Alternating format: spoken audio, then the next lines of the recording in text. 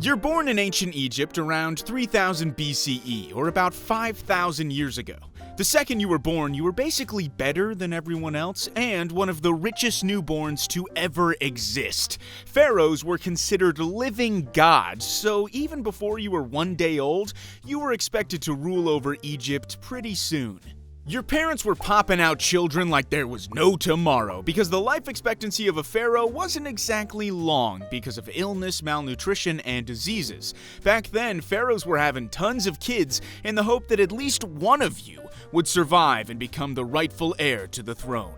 Except that meant you were not given much attention until everyone was sure you'd survive, which meant your parents didn't really like you for the first couple of years of your life until they knew you weren't going to die. You were separated from normal people and even from most of your family. Raised in royal palaces, you were almost never around children outside your family. You basically were by yourself all day. Just you and maybe a few servants that were only here because if they weren't, well, your dad would probably kill them.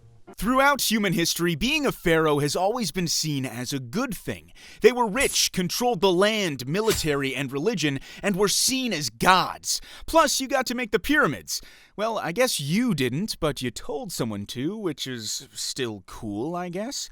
Now that I think about it, how did they even make the pyramids in the first place? Sorry, getting off topic. Life as a pharaoh was supposed to be the greatest life you could have, but you would soon find out how bad it really was.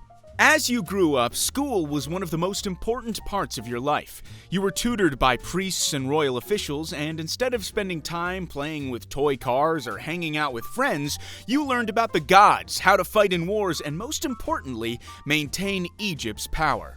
As you hit your teen years, you officially survived the huge concern of dying as a kid. So, congratulations! But unfortunately, you have bigger problems on your hands. Assassinations and betrayals within your family become your daily concern. If the pharaoh was still alive, there was always the possibility that another one of your family members might try to end your life and try to get the throne all to themselves before you even had a chance. So you might always want to be checking who's behind you. You never know who might try a little bit of funny business when you weren't looking.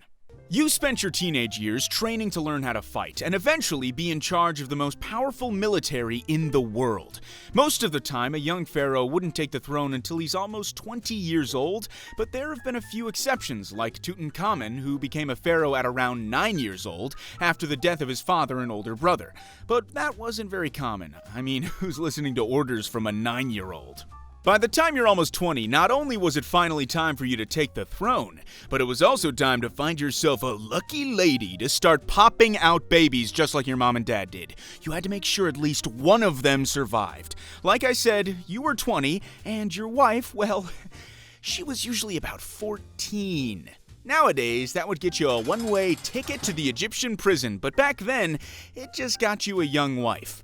Now, I wish age was the only thing you had to worry about, but because pharaohs were royalty and gods, you weren't going to marry just anyone. Most of the time, it was someone who was also royalty. Except that meant your options were your sister, your half-sister, or your cousin. So, go ahead and take your pick.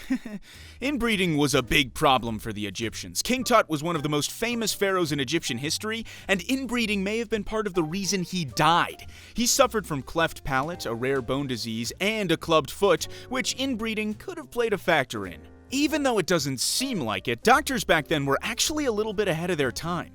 They had minor surgeries for broken bones, specialist doctors like dentists, which of course worked on teeth, ophthalmologists who take care of your eyes, and physicians for your chest who were in charge of stuff like your heart and lungs. They had ointments, minerals, and plants to treat wounds, and even had proper hygiene, showering most days and adding some perfume and oils to keep you smelling fresh. They were very ahead of their time, except with infections and germs. One small cut was basically a death sentence, even for a god like you. There were no antibiotics, so if anything got infected, well, you might as well start getting your will ready. The best thing they had was drinking fermented beer for infections, and I don't know about you, but I don't think that's healing any infections, so, like I said, start getting that will ready. Now, as the leader of Egypt, your daily routine consisted of waking up in a massive palace and getting dressed and cleaned by servants. Oh, and having people bow whenever they see you and receiving offerings, usually a cow or something. You wore animal skins, usually a leopard or lion, to show you weren't scared of these massive beasts, even though you definitely just told one of your servants to kill the animal and give you the fur. You wore tons of jewelry like pendants, amulets, rings, and headpieces that represented the gods you worshipped, and to let everyone know, you were rich. Your signature was your headdress, or a nemes. It had a one-of-a-kind pattern, and it was meant to tell you apart from other random citizens. Even though you were seen as a god and ruler over everyone, there was still a lot to worry about. You were basically in charge of whether or not people would die. If they did one thing you didn't like, well then their family may as well kiss them goodbye. War was a whole nother problem. You were constantly at war. It wasn't uncommon to be in a new war every single year, and some of the enemy groups you had to worry about were the Hyksos, the Nubians, and the Sea Peoples. Yeah, you heard that right, the Sea Peoples. I mean, I don't know about you, but I definitely wouldn't want to fight someone named the Sea Peoples. And I wish the only thing you had to worry about was people, because a lot of Egyptians died or got extremely injured from some of the animals back during this time period. You had to deal with crocodiles, which were common in the Nile River. They would sometimes attack humans that got a little too close to the water, so make sure you stay a few feet away or at least have someone near you that you can push into the water when a crocodile attacks you. Maybe one of your servants or something. And crocodiles weren't exactly the only animals that lived around you. You also had lions that pharaohs would sometimes hunt, hyenas that usually traveled in packs, and one of the most dangerous animals of all, the cobra. One bite from this snake and you're going bye-bye for good. They were also used during assassination attempts as tools for murder, and that definitely couldn't have been a fun way to die. But let's just hope that doesn't happen to you. But it probably will. A lot of people were trying to kill you.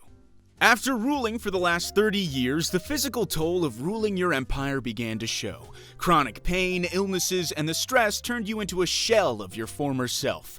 Most pharaohs only lived to be 50, so it was about your time to go anyways. After you died, the process to mummify you began. It was a complex process involving the removal of your internal organs, all except the heart, covering your body with natron, a natural salt, to dry it out, then wrapping the body in linen bandages to preserve it for the afterlife. After doing a quick ritual, you were sealed in your tomb. Jewelry, weapons, and furniture were often included to make sure the pharaoh had everything you would need in the afterlife. The tomb was usually sealed to protect the body from grave robbers and to keep out evil spirits. But in your situation, you weren't actually dead, and there's no chance you were getting out of this. But unfortunately, you were born during this time, so, good luck.